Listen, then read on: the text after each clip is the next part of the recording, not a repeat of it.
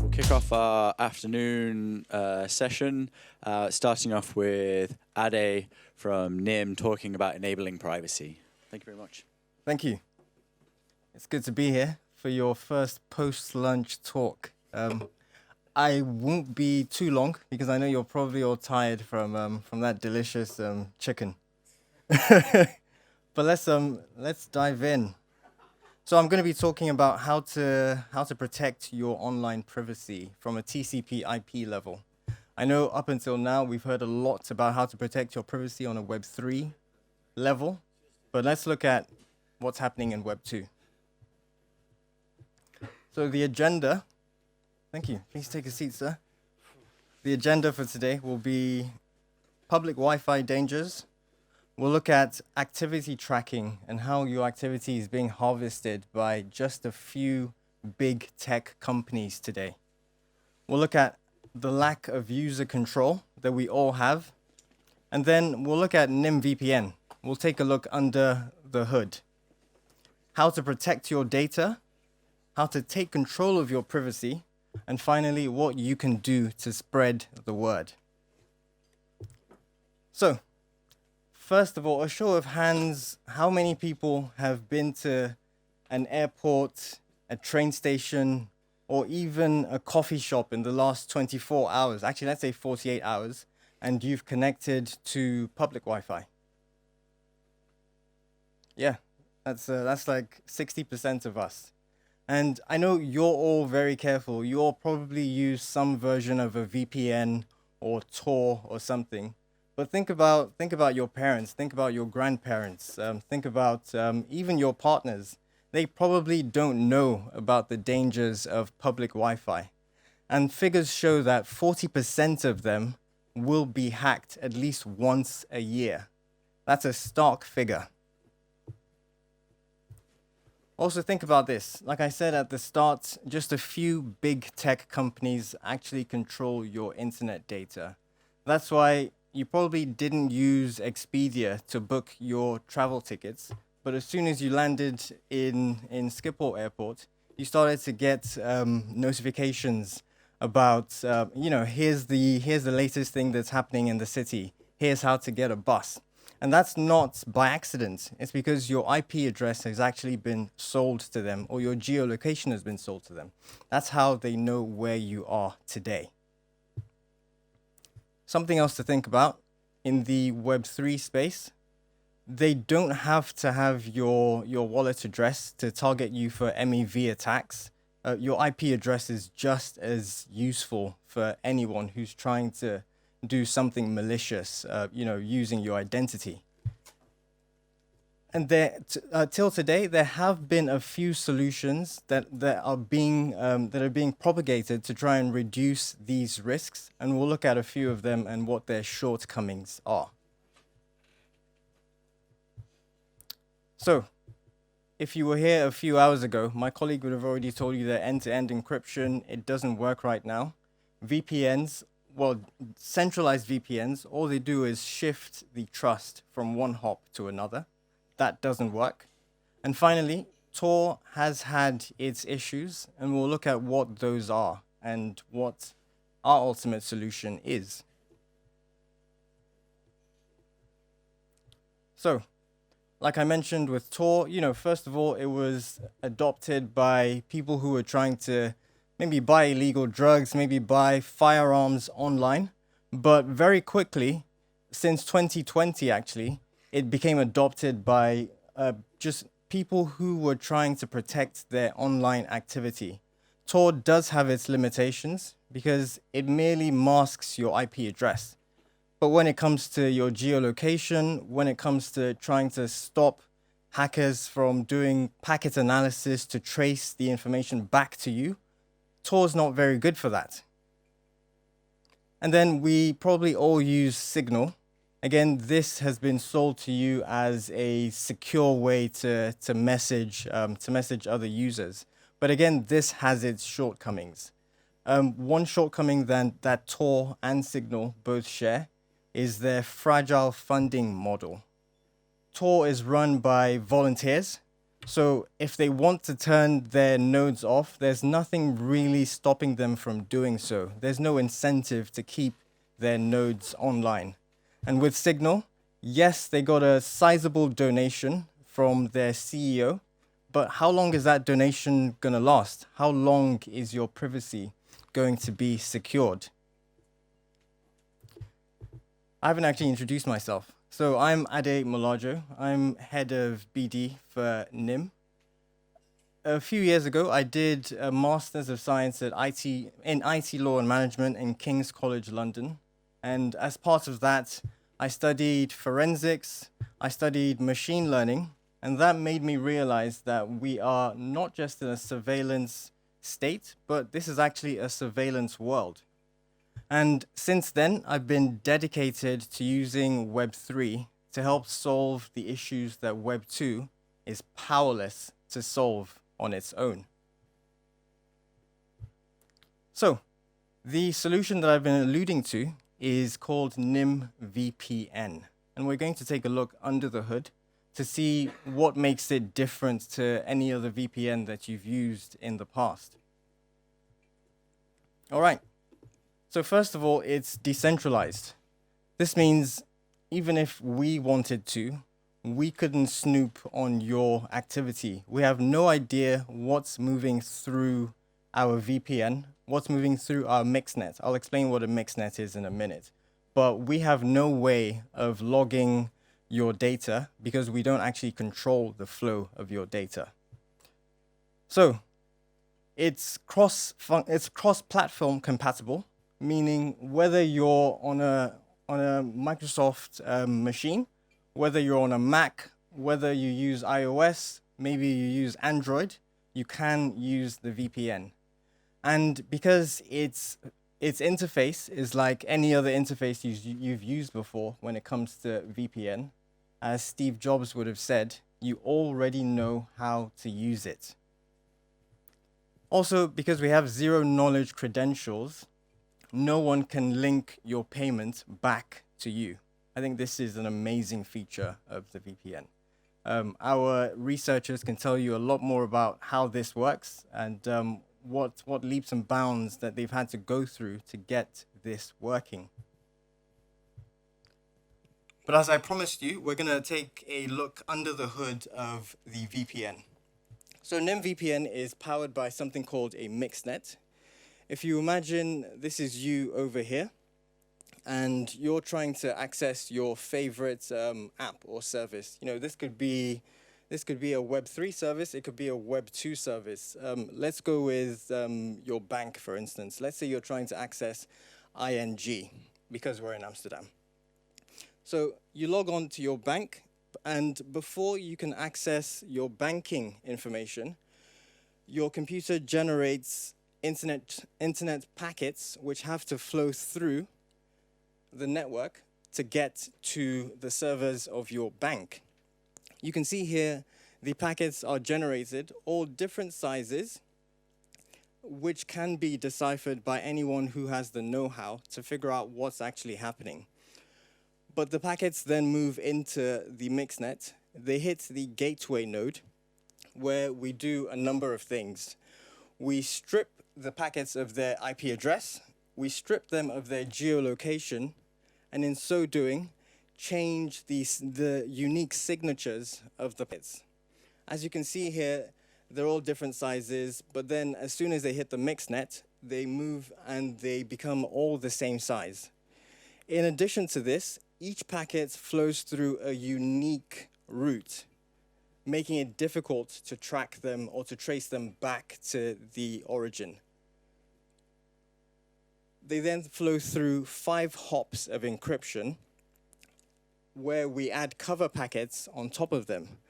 These cover packets mean that even if there's just a few people using the mixnet, it's still very difficult for anyone who's trying to snoop, anyone who's trying to do packet analysis to trace the packets back to the source of origin.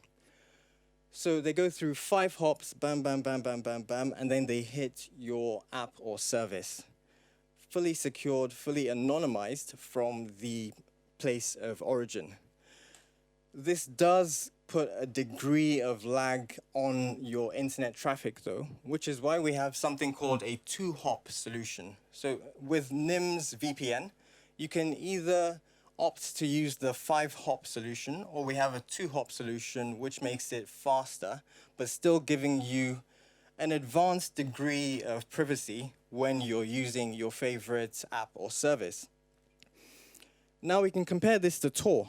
As you can see with Tor, your packets just flow through one route in through their onion routing network and out on the other side, which means anyone who has the know-how can still study these packets. They can place a listener here and a listener here and still figure out where these packets are originating from. So in a sense, you might as well not be using Tor at all.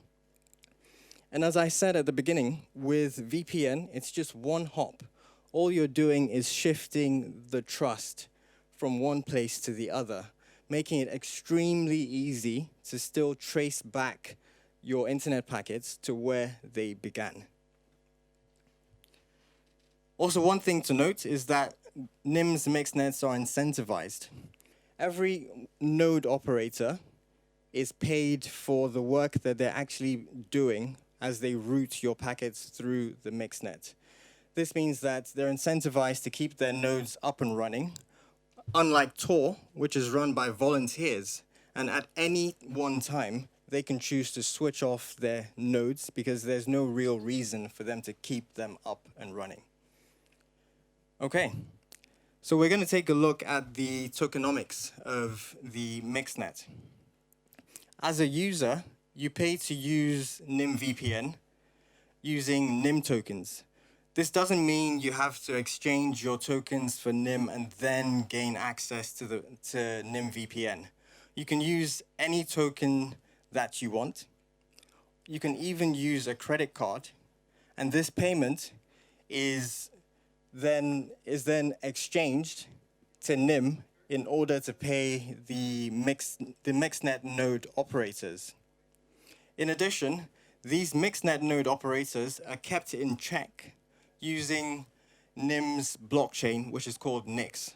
So Nix has a set of validators who look at the work that the mixnet nodes are doing, and they make sure that they're being paid fairly. They also make sure that there's no funny business going on with the mixnet nodes. Lastly, if you're a service provider, for example, we currently have a partnership which is in progress with Zcash, where they've agreed to just dump 100,000 Nym tokens in a pot. This will give their users access to the mixnet without them actually having to pay for it for themselves. And this should last their users for about a year. So, moving forward, what can you do to protect yourself? The obvious answer is download Nym's VPN. This will be available in a few days, and you can sign up to the alpha release and start to use it. You'll have free access to it for a few months, if you like it. Of course, become a paying user. We would love that. Also, take control of your online privacy. I'm sure all of you are aware of how to take control of your Web3 privacy, but it's time to also take control of your Web2 privacy because they go hand in hand. As our CEO once said, it's not enough to use a zero-knowledge protocol because you might have Web3 privacy, but if you don't have Web2 privacy, it's like turning up for work in a shirt and tie and not having any trousers on. Also, spread the word. It's not enough for just you to protect your internet privacy. Explain to your friends, explain to your family, because if they are a vulnerability, then you aren't safe either. So, of course, all app developers here, we would love to talk to you. There's a lot that we can do together. There's leaps and bounds that still need to be crossed. There's so many integrations that can come about thanks to the mixnet, even thanks to Nym VPN. And to users, I've already said your right of access is the Nym token, but you don't actually have to own this token. Download the VPN, try it out. If you like it, become a paying user. Use your credit card, which is authenticated using a zero knowledge proof, meaning no one can trace you back. I know that is a bugbear of a lot of Web3 users. You don't want to use your credit card because of KYC, blah, blah, blah. But thanks to our zero knowledge proof payment, no one can trace your payments back to you, which means you have end-to-end privacy when you're using Nym's VPN. Again, that's me. And shameless plug, if you want to follow me on socials, you can do so now. Thank you.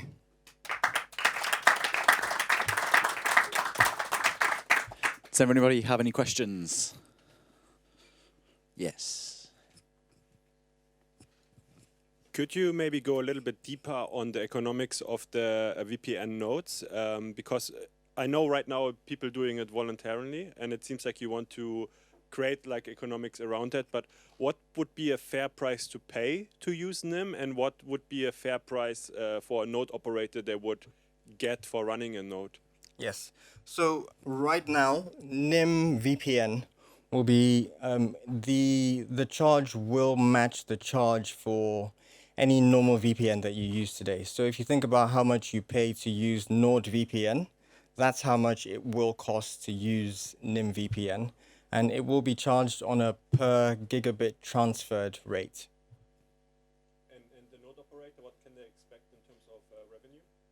The node operator, maybe one of my colleagues will be able to help me out with that.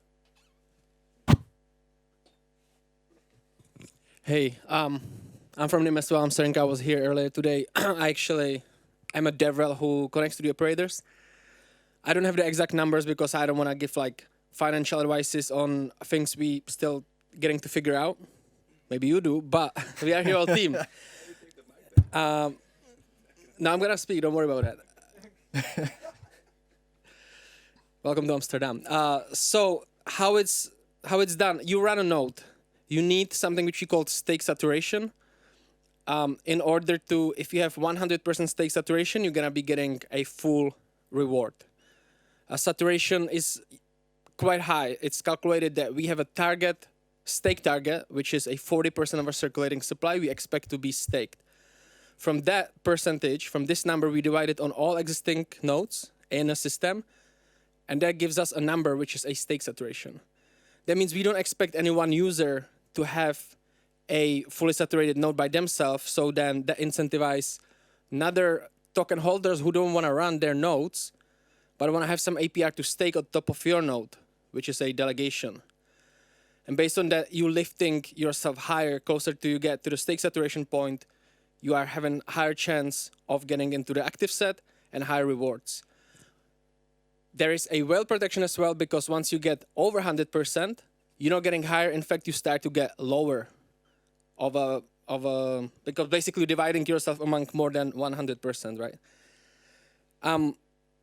Then how the ratio is we also every 15 minutes pinging through the entire network, seeing what is your routing score. So the higher you get, the better. We're aiming for people having 100% of a routing score, 100% of a response. And the algorithm there is the performance on a power of 20 times stake saturation. And this number, if you get it from each node, each 15 minutes, is gonna give you the possibility on like how you're gonna get into the active set. And then from the mixed mining pool, which is a pool which is getting money from, it's getting Nyms from our treasury, as well as from VPN users. You allocate through the smart contract in the end of every epoch, which is once in 60 minutes, across all active nodes. Right now it's 240 nodes which are active per hour, and those get each hour chosen by this algorithm I just named. And also each hour they get shift. You cannot never have a same layer which you had an hour before, so you cannot like predict your position and try to start to like, you know, be doing a bit of like shady business, even though you don't see any payload, obviously, because you just see the encryption from the node before and the node after. But to even prevent that, if somebody would hold a lot of nodes, we shift them in a way that they cannot tell themselves in which layer their node is going to be in an hour. But if you want to give an exact figures. Yeah, I just want to give an exact figure. Yeah, so it's like, now it's like 15-16% APY, so it's kind of comparable with other node operator services. On your Nym stake, if you're staking a node without operating one, I do believe. If you're operating one, it's a bit different, but bear in mind that this is experimental technology, decentralized physical infrastructure, incentivized token economic stuff. So there's with the VPN coming into the picture, the entire token flow is gonna have a massive change because there's gonna be an influx of fiat cash into the system. So it's gonna get it's an iterative process of finding the right parameters. And right now what we're doing, for example, in this, just to be super transparent for future node operators, maybe in the audience here, that we're doing an operator research, figuring out the operator needs and kind of what they expect, how the rewards should work after the VPN is online. So we're kind of fine-tuning token economics as we go to make sure that it's really, if you operate a super high quality node and you convince enough people to trust that you're operating a super high quality node by getting stake on your node, then you should get really rewarded for your services because you're going to be funneling real life traffic through the a mixnet. So it's kind of yeah, add something too. Yes. One thing to it, as an operator, you set your profit margin. Then the market decides. I'm a Nym token holder. Well, you put your profit margin way too high. I'm like, why would I stake on you, right, when somebody has a lower? But at the same time, maybe you have higher quality nodes. And I know because performance is on a power of 20 and yours are on 100% uptime, well, then maybe I'm going to rather stake on yours, even though you take a little bit more of money because you get better machines. We also have people who are, especially in Latin America, who are outspoken activists, and they get proof by the web pages of different projects that their revenue goes to those projects. So they run it as like a DAOs and stuff. And they would have higher profit margin, but then people stake on them because they know that the reward goes into some public goods. So there is also this incentive. So it's like a mini market economy of node operators, and it's still in its infancy. So we welcome any innovative business ideas how to run better nodes together with what the proposition may be. So it's still really much up to everyone to figure out how to make it work the best. Thanks. Can you say anything on the geographical distribution of the current active set? Yes. Sanko? Me? Any of you? It's we can go, and there's I mean, if we can open a website link. Another mic. Yeah, sorry. Sorry, if we open a website link, the Grafana website, that should give us a good location of the VPSs. Or the Explorer. Okay, open explorer.nimtech.net. But it's fairly well distributed, so we have, I think, like 64, 70 country, like nation-state-based country coverage in a way. And one of the reasons for doing the operator research and to fine-tuning tokenomics and to figuring out, how we make it better, because once the VPN launches, it's not going to be just a few proof of concept apps sending, one sort of like small data, but it's going to be massive amounts of users sending a ton of data across the mixnet, which is already doing performance testing every week now. So if you're a node operator, you can sign up and be pushed to the limit, basically see what, where it breaks.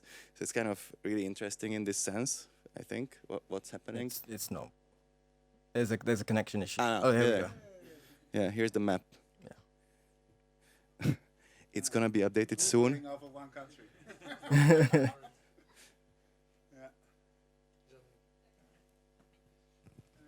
Thanks very much. That's what we've got time for. That was really good. Thank you so much. You. That was really Thank you very much.